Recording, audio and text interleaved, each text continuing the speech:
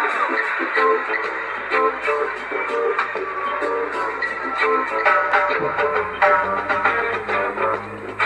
went downtown, I saw Miss Brown. She had brown shoes. D3, what's up? How's everybody doing today? Alright, cool. Excellent. So, let's get started. Here's how we're going to do it. The way it normally works is I'm going to do a short, quick piece.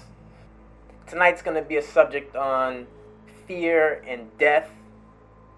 And after we finish this up, you can ask questions based on what we went over, and or you can ask questions pertaining to personal development in your own life, in your own situations, and we'll take it from there, all right? Let's begin. So, there's this scripture verse in the Bible.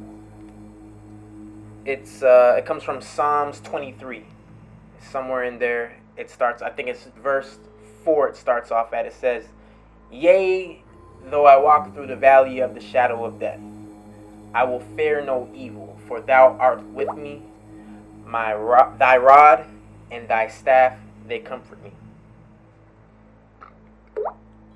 Okay, cool. This is a very strong and powerful verse. It talks about death. Walking through the valley of the shadow of death. And, some of you already know the image of King Tut has the rod and the staff in his hand. When it comes to learning more about ancient Kemetic science, you can call it, they studied a lot about death. They always was talking about death. They were obsessed with death. Only when you learn how to confront death is when you really are going to learn how to live. Death is pretty much all these ancient Kemites taught to their descendants. And we have to begin paying attention to the mind control that's happening around us in the Matrix.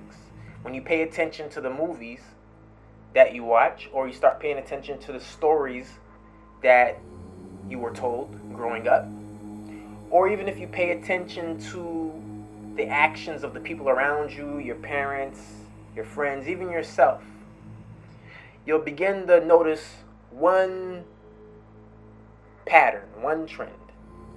And this is that everybody's trying to avoid death. And it's not because they have a great life and they're at the celebration of a lifetime. It's not even because they have big houses and fancy cars. It's not because they're in the greatest relationship of their life and they, it's so wonderful they never want to lose it. It's not even because of Trayvon Martin and they want justice and they're saying, oh, the Black Lives Matters, none of those things. When it comes down to it, it's because of one thing. Fear. Fear of death. Fear of dying. Fear of loss. When a person actually takes time to go within and look at this situation deeply, is when they're going to begin to realize the truth of their reality. They're scared to die. They're scared of losing things. So the goal of this thing that you call living in life, the ultimate goal is to face your fears. And you have, probably just not in the most constructive way. Maybe you've tried to ignore certain things. Maybe you've gotten depressed. Maybe you've transmuted the energy into anger. Maybe you decided to take out revenge. Some people go outside and try to hold up signs and protest. Some people try to make more money. Some people try moving away. And no matter what people do, the fear keeps following them. So what am I saying? Am I saying, you probably are like, Malachi, what are you saying? You're saying to commit suicide and just die? No, that's not it. Because you see, even suicide is just another coping mechanism in itself. people commit suicide so that they can escape their problems. And when dealing with karma, the subject of karma, you can't escape it. You cannot escape the energy. You must eventually confront it. So anything that a person does except face their fears is not going to handle the situation. The situation is not going to go away until a person overcomes it. You can't pass the level of light, the level of vibration. You can't pass that level in the video game until you have beat that level, until you have mastered it. So what we're talking about here is the preparation for death, the preparation for destruction, the preparation for decay. And this begins way before a person's actually ultimately dying or their ultimate physical death. This starts when a person starts to lose things from when they're fucking 5 years old. You lost a pacifier. You start growing up, you may lose a loved one. You may lose money. It may be a loss of a relationship. So the question is, what are you going to do about it? Will you choose to deal with it? Or will you choose to ignore it? And even if you do choose to deal with it, how will you do it? I put up a quote the other day. It said, "It's all life paths and all law of attraction until someone gets hurt." What does this mean? What am I talking about here? I'm talking about people changing up how they feel about situations based on what happens in their reality, based on what the projections of their reality does to them.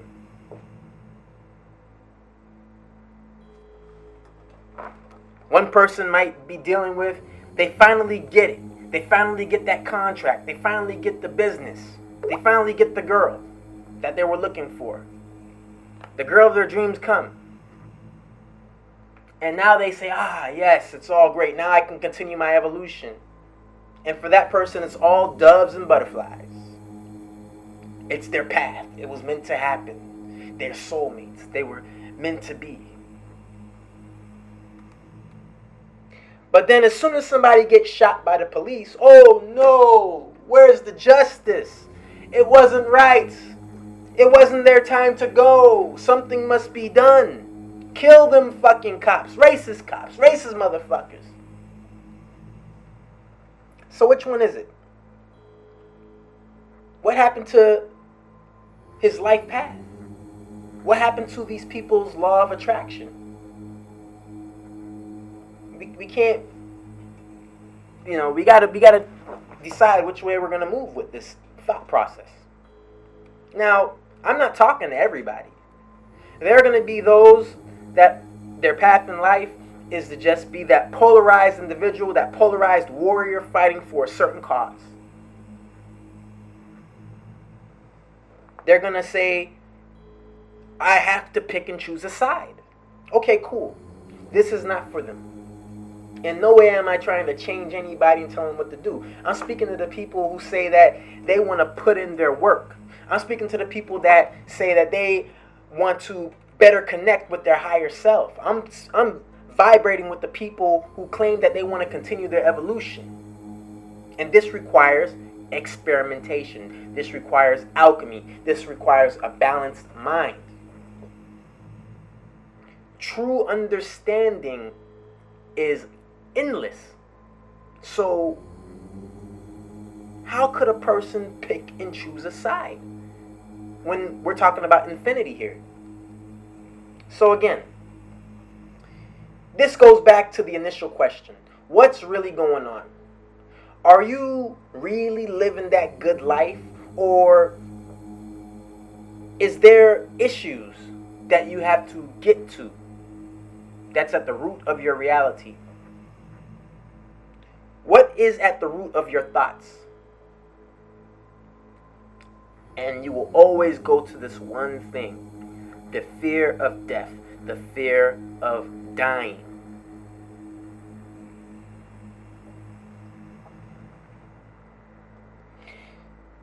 Listen, if you're truly going to say that you want to live like your ancient ancestors, then again, all they talked about was coming to terms with death.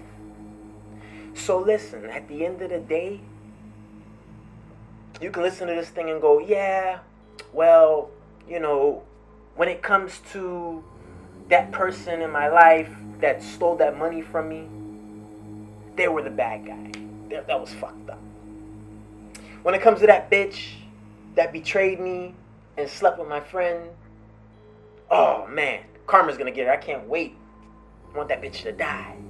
When it comes to these cops shooting these black people, oh no, that's fucking a different story. We want justice. But guess what? At the end of the day, you know what you're telling yourself. You maybe can fool other people, but you cannot ever fool yourself. You see, when you dig to the root of your reality and find out what the initial cause is, this fear, you will find that insecurity. And you don't got to tell anybody about it. That's the whole thing about insecurities and issues. You can keep them to yourself, but you can't lie to yourself. We all have our own issues. But you're going to have to be honest with yourself when it comes to your deepest, darkest fears. Until you come to terms with death and facing your fears, and you have to admit to yourself that you have these things about you that you're thinking about and that you're dealing with, even if you hide it to everybody else. If you don't get to the root cause, there will be little to no progress with your personal evolution. And your spirituality is not about how many people you get to agree with you in the matrix. It's going to be about how well of a connection you bridge with your higher self. So your level of consciousness is up to you. And this is where meditation comes into play. You must go within and create this stronger reality with yourself as God. So as you learn to confront death, the more you do this is the more at peace you will be. Just as an ant crawling on your wall next to you doesn't bother you, you should be okay with certain situations happening with your projections in your reality. It shouldn't affect you, shouldn't bother you. And this is a journey, not a destination. You must continue this path. You have to work towards becoming more at balance. Remember, this is not the real life. This is not the real world. This is just the secondary world. This life is not even a fraction of who you really are. Just as you look at the rainbows, you can only see 7 colors. What happens to all those other colors outside of it? There's red. Below red, there's infrared. You can't see it unless you have special equipment. When we go to violet, there's ultraviolet. You can't see it unless you have certain equipment. There's other lights that we cannot see with our naked eye. And the only way you're going to connect with these is through meditation. You have to know yourself more. You must learn how to get more in communication with that dark side of your reality, your subconscious mind. And out of the dark, you must bring the light. And a person cannot claim this light if they're not confronting their fears. All right, we're going to stop here. I'll take some questions now. If you have any, type them in. And while you're typing them, I want to let everybody know and remind you that I do offer classes and Skype sessions. If you have questions that you would like to go over with me more or on a deeper level, let me know. Message me. All right? On Facebook. Okay. Let's see what you guys put. Victor says, the fear that you will die, but then won't be reborn. Yes. They're afraid that this is it. This is the party. This is everything. No, it's not. That fear. You see, people don't even know how they got here. We're so busy dealing with paying bills. Sally doesn't like me. I wonder what I should wear. Those people are talking about me. They're so worried about this matrix shit that most people don't stop and ask themselves, wait a second, what the fuck am I really even doing here? How did I get here? What am I experiencing? What is this thing called life? I know that you came out of your mother's womb and you're growing up and I get that. But your consciousness, what is your consciousness doing here? People can't even explain this. But then they're worried about it dying. How can it die when you don't even know how it was born in the first place? This is not it. There's more to the story.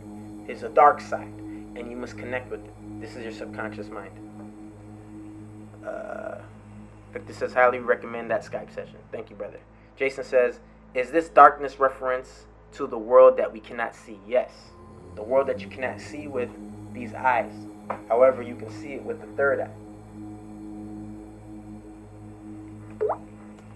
Chris says, what does happen with us after we die and before we are reborn again?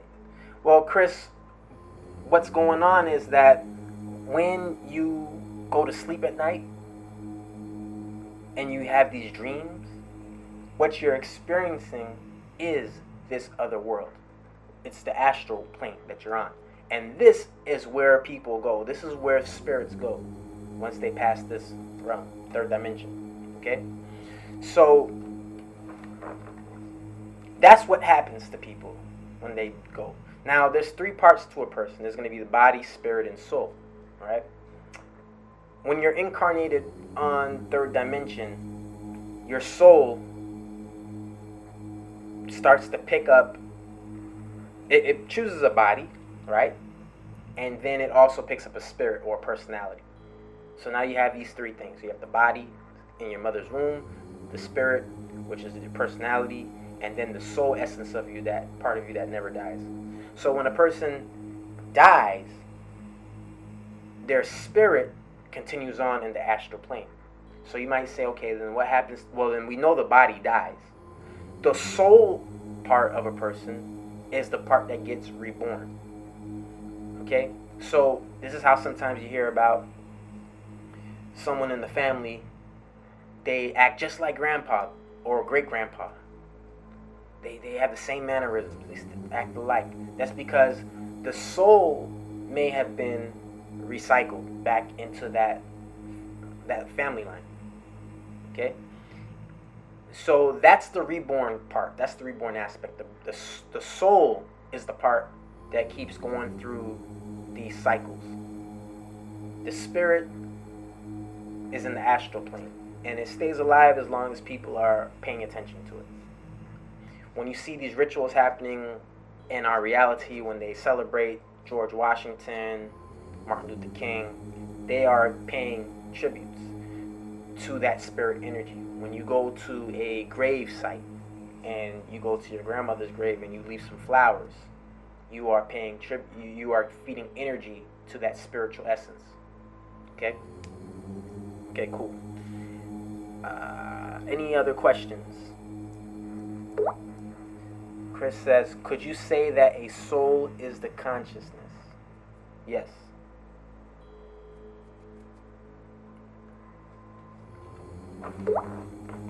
Jason says, if we don't get enough energy after death, then it's reincarnation. If we don't get enough energy after death, then it's reincarnation. No, that's not what's going to dictate reincarnation. The energy after death you're talking about has to do with the soul. The spirit. If the spirit doesn't keep its energy up and maintain its energy, then the spirit dies in the astral. If the body here doesn't keep up enough energy and maintain itself, then the body will die here. When it comes to soul, the soul doesn't die. Soul is forever. Soul is immortal. Soul is infinite. So the reincarnation is happening with the soul. And the soul is going to continue to get reincarnated as long as it still has levels of light to reach. So this is where karma comes into play. If you're still dealing with certain things, then, like, let's say a person dies and they're still dealing with something, or they have some charges or polarization issues. They never got that job, they never made that money, they never got that dream girl. They still got these issues where they still feel like they have to go through them. Then they're going to hold on to that charge, and when they come back, and that's the reincarnation cycle, they're going to continue with that journey wherever they are with it. Okay? Jason says, so you have to die totally unattached and free. Yeah. You have to finish what you came here to do. Whatever that is. Once you're done, you're done. Can you let go of desires by thinking alone? Yeah, I mean, all is mind, all is mental. All is mind, all is mental. So it's all really about you. Everything else is a projection. This is one of the problems with the Matrix, right? People, they're like, they have these thoughts or idea, and then they open their eyes, and then they want to seek confirmation from their projections. So, for instance, someone says, oh yes, I really like math. They get that from within. They wake up from meditation, and then they go into the world. Let's say they want to go to college now. Well, let's say they're saying, I want to make money in life and get a good job. So they say, oh, maybe I got to go to college. So now look, that's the first thing. They're going to college as one of their projections for a reference or confirmation. So then they get to college, and then they go, oh, let me see what the guidance counselor says. The guidance counselor says, well, if you're good at math, you should pick A, B, C, or D. Now they're looking for more reference outside of them. See what I'm saying? So they're doing this as a coping mechanism because it's much easier to go outside of you and ask for the answers or have somebody just give you the answer. It takes work to go within. So when it comes to desires and letting go of them, of course, you can do it within. You can do everything within. And the more a person goes through life, they start to recognize this. They say, wait a second, all these things that I thought I was attached to, I realized that it actually doesn't affect me. I thought I was afraid of it, and I realize I'm not really afraid. And they keep letting go of fears over and over, more and more and more. Okay? Chris says, been there, done that. Glad I quit college. Okay, cool. Okay, any other questions dealing with personal development, dealing with questions that you have when it comes to improving situations in your life? Victor says, all for today, brother. All good for today. Thank you. We'll make a new shrine today. Okay, cool. Excellent. Jason says, what's some advice for being more assertive? Okay, when you say, Victor says, Nike, just do it. So when you say assertive, which one are you more speaking more to? Action or confidence?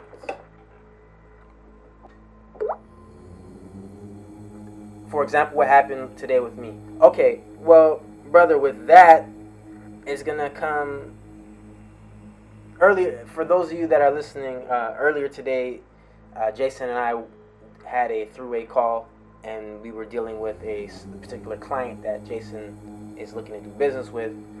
And I was speaking with the client, spoke for Jason, or with Jason, and based on my communication, the conversation went well, and the person is going to now do business with Jason. So Jason's basically asking about how does he get this type of results based on what he saw me do today. Brother, these results are going to come based on you putting in work.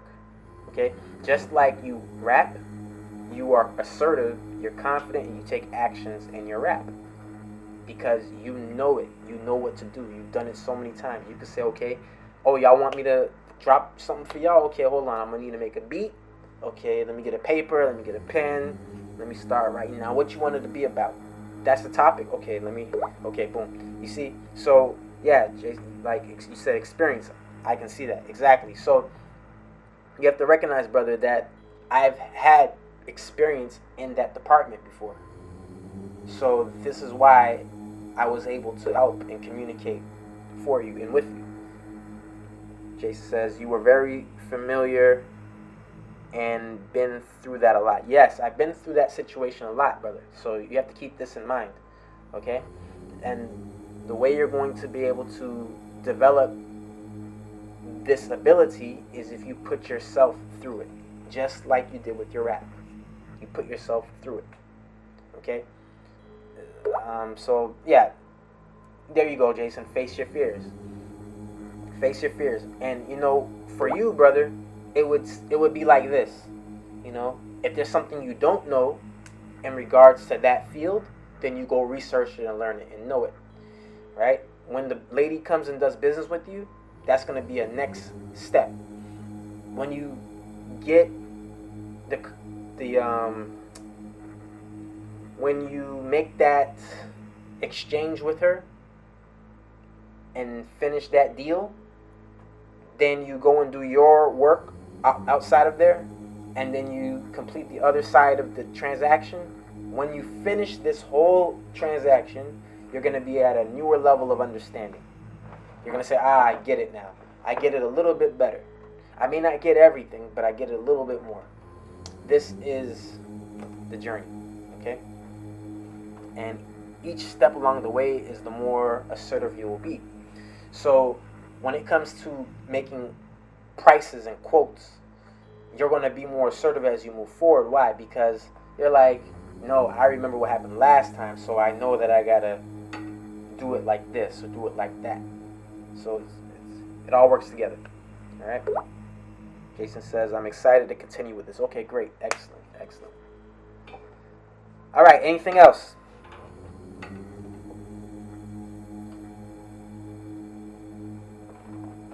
All right, we'll go ahead and end it here, officially.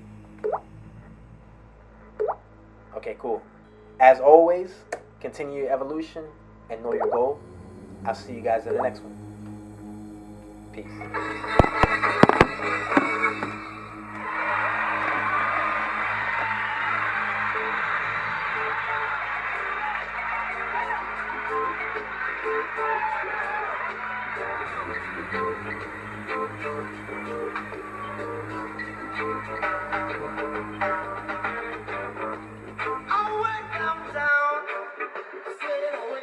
I saw Miss Brown.